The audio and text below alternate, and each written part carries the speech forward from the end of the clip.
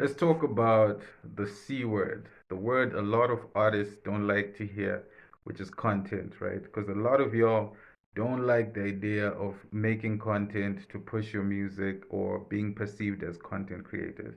Now, the thing is, times have changed, which we all know, right? Times have changed, and right now, you're not only competing with other artists for attention, right?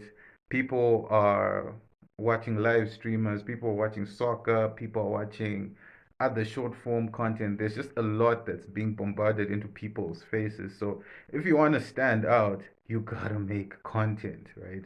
But then making content doesn't necessarily mean you have to step out of your character or do things that you wouldn't actually do, because I know a lot of artists aren't also extroverts, some are introverts, but sometimes it's just as simple as propping up a camera and doing what you do anyway during the day, whether it's making beats, whether it's yeah, the video shoot, etc behind the scenes. People want to know that, people want to get to know you, right? What you're trying to push is personal brand, and personal brand is going to be super important, especially as we get into this super AI fueled world. It's very important that you have a personal brand and people actually feel like they know you and you can build like a loyal fan base, because we're sort of like in a um niche world right now. It's like people have their little pockets of things that they're super obsessed about, and when you have your core fans, you'll be golden.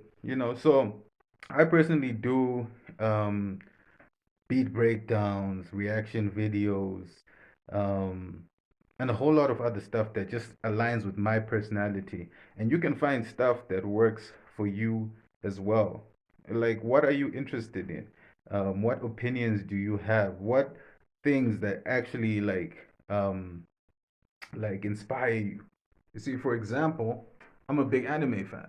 See, I've got all these posters, etc, all these stickers. That's part of my personality. So everyone's got their own interests. Just share that with the world.